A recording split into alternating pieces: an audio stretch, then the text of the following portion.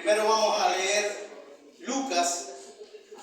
San Lucas, capítulo 12, versículo 1 al 7, dice la palabra de Dios. En esto, juntándose por millares la multitud, tanto que los unos a otros se atropellaban, comenzó a decir a sus discípulos primeramente, guardaos de la levadura de los fariseos, que es la hipocresía, porque nada hay encubierto que no haya de descubrirse, ni oculto que no haya de saberse. Por tanto, todo lo que habéis dicho en tinieblas a la luz se oirá, y lo que habéis hablado al oído en los aposentos se proclamará en las azoteas. Mas os digo, amigos míos, le estaba hablando a los discípulos, no temáis a los que matan el cuerpo y después nada más pueden hacer. Pero os enseñaré a quién debéis temer. Temed a aquel que después de haber quitado la vida tiene poder para echar en el infierno. Sí, os digo, a este temed. ¿No se venden 5 pajarillos por 2 cuartos? Con todo, ni uno de ellos está olvidado delante de Dios. Pues aún los cabellos de vuestra cabeza están todos contados. No temáis, pues más valéis vosotros que muchos pajarillos. Amén. Estamos nosotros, cada uno de nosotros estamos en un proceso. Vivimos un proceso, estamos siendo procesados para alcanzar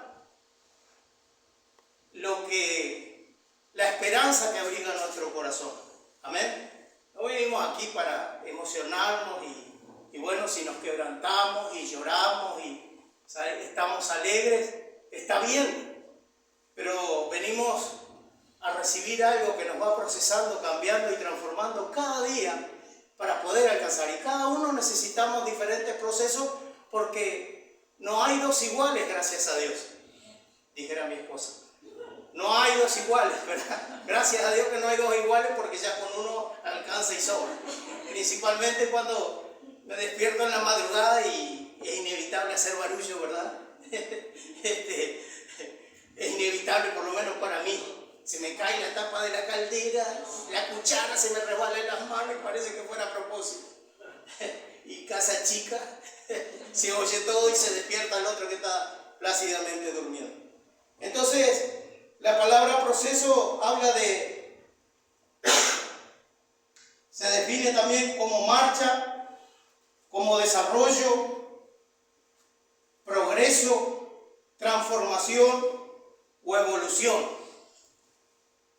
Estamos en ese camino, siendo transformados para alcanzar lo que Dios ha prometido.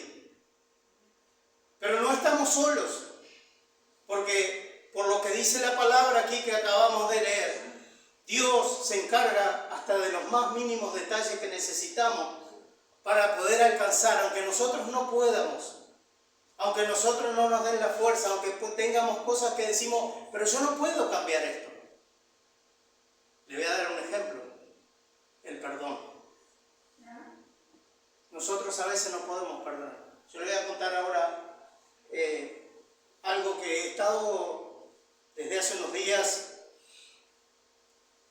Dios me habló mientras viajaba al trabajo, me trajo a memoria algo que me pasó hace muchos años. Y estuve, en el buen sentido, discutiendo con el Señor y le dije, Señor, yo no quiero compartir esto. Vos sabés que yo no quiero compartir esto que voy a compartir. Pero Dios me dijo claramente, mi pueblo tiene personas que están pasando por esto. Y yo quiero que sepan que yo me encargo hasta del mínimo detalle y que es posible, como cantábamos, todo es posible cuando levantamos o cuando nos acercamos al Señor, cuando levantamos nuestras manos. La palabra de Dios dice que Él se encarga de los mínimos detalles. El apóstol Juan, si quiere buscarlo, búsquelo, si no yo se lo leo. Dice allí en el capítulo 1, en el capítulo 3, versículo 1 en adelante, dice: mirad cuán amor nos ha dado el Padre para que seamos llamados hijos de Dios. Por esto el mundo no nos conoce, porque no lo conoció a Él.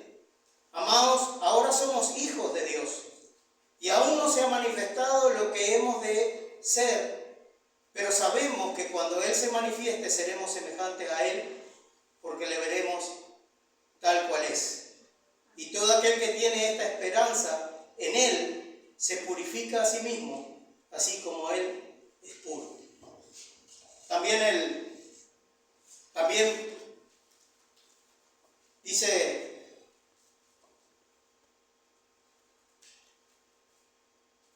el Salmo 27, aunque mi padre y mi madre me dejaren, con todo Jehová me recogerá. Amén. Y también dice la palabra de Dios allí en el libro de los Salmos, el Salmo 147, versículo 3, dice: Él sana a los quebrantados de corazón y venda sus heridas. Voy a cumplir en unos días 58 años. Tengo memoria de mi vida desde que tenía 4 años. Quizás a usted le parezca una tontería lo que le voy a decir, pero recuerdo de los 4 años que me dejaron andar solo a caballo. Para un niño del campo es algo maravilloso. No me lo he olvidado. A los 4 años me compraron un poncho y yo usaba mi poncho. Y como ese niño de 4 años, para mí creo que fue el primer regalo que lo recibí como un regalo.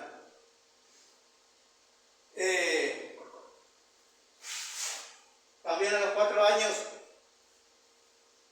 en ese tiempo me compraron una guitarra y yo me creía un gran cantor. Después supe que no, que era para mí nada más. Y esas cosas, a los 4 años mi padre me llevó por primera vez a pescar y me quedaron esas memorias, pero lindas, ¿verdad? Preciosas, recuerdos. Pero también tengo el recuerdo de los 4 años, que por eso me costó mucho, y Dios lo sabe, poder compartir esto. Mi mamá va a cumplir 85 años, la amo desde lo profundo de mi corazón, pero no siempre fue así. A los 4 años me pasaba a mí que había noches, muy seguido, que tenía una pesadilla. Y era tan fuerte que empezaba a hacer fiebre y me ponían paños fríos en el estómago, en la cabeza, porque mis ojos parecían que tenían llamas. Pasó esto mucho tiempo, muchos años pasaba esto. Y yo no entendía por qué. Y tampoco mis padres sabían por qué, nunca me llevaron a un médico, pero era horrible y siempre era el mismo sueño. Yo me encontraba parado en un muelle a la orilla de un río y veía a mi madre que se iba. Y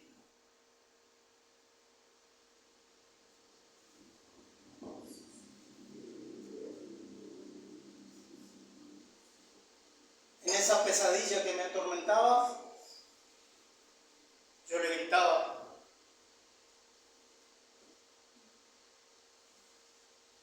no me abandones, no me dejes, mamá, no me dejes. Entonces pasaba eso seguido, y Y pasó el tiempo. Recuerdo que empecé la escuela primaria y cuando llegué a quinto grado seleccionaron 10 niños para decir una poesía. A medida que se acercaba el tiempo fueron descartando y quedé yo solo. Y el día de fin de año, nosotros vivíamos en ese tiempo a 3 cuadras de la escuela de mi pueblo, y llegó el día de decir la poesía y se había hecho un estrado y compartíamos quinto y sexto y era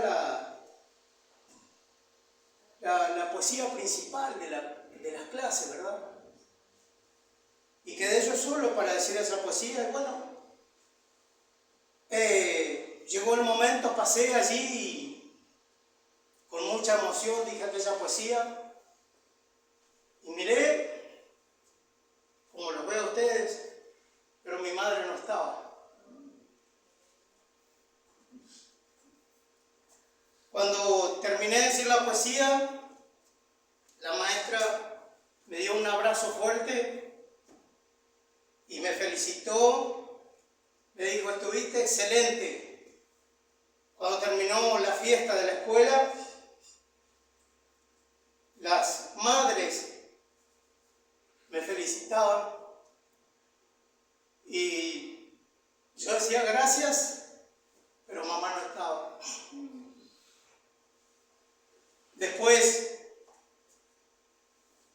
al otro día, venía una persona muy culta, la más considerada allí en el pueblo, y él se detuvo y me dijo estas palabras: Marrón, como me conocían, ¿verdad? Y me conocen en el pueblo, estuviste excelente, te felicito. Y yo no entendía porque para mí no valía, sí valía aquello, pero no valía que mi madre no hubiera estado. Yo veía en ese tiempo a niños que venían a la escuela y venían acompañados de sus madres y ellas los abrazaban, los besaban y mi corazón de niño deseaba tener eso. Lo deseaba con fervor, pero no lo tenía.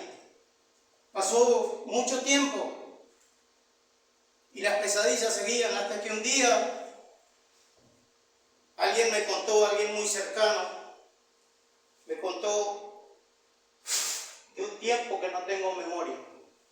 Entre los 2 y los 3 años hubo problemas en mi hogar, en el hogar de mis padres, y mi madre nos abandonó. Yo no sé qué fue lo que pasó, ni nunca la culpé específicamente de eso, pero sí sé porque esa persona me contó.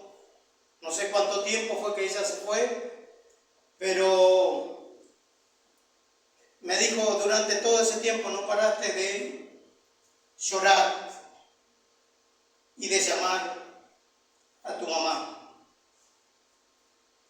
Cuando descubrí eso, siendo un adolescente, cambió, se fue el sueño y empezó algo peor, que fue el odio y el rechazo. El rechazo mutuo, porque me sentí despreciado, menospreciado, tanto que cuando había alguna reunión familiar por algún tema, yo todos tenían opinión. Cuando yo quería opinar algo, como adolescente, como joven, me decían, cállate porque vos no sabes nada. Y el odio crecía. Acepté a Cristo hace mucho, después de ese tiempo, acepté a Cristo y eso quedó ahí. Me vine a Montevideo, me aparté del Señor y anduve haciendo cuanta maldad me fue posible por ahí. Hasta que un día me hablaron que había unos muchachos ahí en la iglesia Jesús La Roca de Belvedere y que eran macanudos, así me dijeron. Mi hermano me dijo, pidió que lo acompañara y así que volví y me reconcilié con el Señor. Empezamos a venir a la iglesia, a trabajar con el pastor y colaborar en lo que se podía. Y me ordenaron diácono en una reunión de obreros y la herida seguía ahí. Yo no sabía que seguía ahí. Hasta que un día estábamos en un culto normal digo, un culto no era Santa Cena, no era nada especial, pero Dios se acordó de mí, porque Él lo sabía. Era su hijo y en este proceso no podía seguir así. Había algo que cuando sentía una ofensa, un desprecio, algo que me lastimara, reaccionaba con violencia. Y era obrero, era un cristiano, un diácono. Así que estaba yo ese día orando ahí y en cierto momento se me acercó una persona, que fue la pastora Judith, y Dios empezó a hablarme. Me dijo el Señor, conozco, yo nunca hasta el día de hoy no había hablado esto, y usted podrá decir, bueno, las lágrimas son de agradecimiento a Dios por lo que Él hizo por mí. Yo conozco que creciste bajo menosprecio. Conozco el dolor de tu corazón. Conozco los sentimientos de dolor que has tenido, pero este día te sano. Ese día pude sentir el abrazo de una madre que hacía muchos años, más de 20, yo necesitaba. El proceso de Dios había llegado para sanar mi corazón. Se acordó Dios de mi quebranto. Dios dijo, tú eres valioso para mí. Yo quiero sanar la llaga que hay en tu corazón. Sentí el amor de madre y pude perdonar a mi mamá. Pude abrazarle y decirle, mamá, te amo. Es la única oveja que hoy pastoreo. Cada día, si no la llamo, ella me dice, no sé por qué me dice negrito, pero dice, negrito, ¿qué pasó? Antes no tenía palabra. Y ahora me llaman mis hermanos cuando mamá se pone media porfiada, dice, a ver si le hablas a la vieja porque ella te hace caso solo a vos. Si el negrito lo dice, entonces vamos a hacer así. Pero primero tuvo que curar Dios la herida que había en mi corazón. Le puedo decir literalmente, hermano, ese día yo sentí que algo se cerraba en mi corazón. Y era la herida que se había producido por causa del menosprecio. Y Dios me ha estado hablando estos días y por eso se lo comparto. Dios me dijo, hay varios como vos en mi pueblo. Yo le dije, bueno, Señor, si yo no sabía de esta reunión, pensé que iba a recibir como recibo ahí en la puerta nada más. Dije, si es tu voluntad, y si vos ves que tu pueblo, esto viene por voluntad tuya, entonces yo estoy dispuesto a compartirlo. No el dolor del pasado, sino lo que Dios quiere hacer con cada uno de nosotros. Porque parte del proceso es perdonar. No que me olvide, yo no me puedo olvidar de esas cosas, pero perdoné a mi madre y pude experimentar el perdón de Dios. No podía seguir siendo procesado. Mi vida cambió a partir de ese día, hermano. Pude entender el dolor y pude pude amar más a mi madre, a mi esposa, a mis hijos y a mis hermanos. Nos cuesta reconocer cuando Dios nos saca a luz esas cosas para curarnos, para sanarnos, para hacer de nosotros mejores hombres y mujeres de Dios. Las heridas del corazón por el menosprecio son terribles. Aunque yo no tengo memoria de cuándo pasó, como le decía, ni lo que pasó, sí crecí bajo menosprecio. Y ese dolor había quedado en mi corazón, pero era necesario que sanara. Y Dios me habló que Dios quiere sanar tu corazón. Si te han menospreciado, si fracasaste, quedan heridas que a veces o las ocultamos o simplemente ignoramos que están ahí. Pero con ignorar no alcanza para entrar a la presencia del Señor, porque las heridas provocan dolor y muchas veces el dolor provoca rencor, odio, y tenemos que permitirle al Señor que Él las sane. Volver a amar a mi madre es una de las grandes cosas que Dios hizo en mi vida para poder alcanzar parte del propósito que Dios tiene con mi vida, con la familia, con el hogar y con el ministerio personal, ¿verdad? Así que, hermano, como dice la palabra, Dios, el Señor como amigo, como dice allí en Lucas, le habló a sus amigos, como amigos y discípulos del Señor.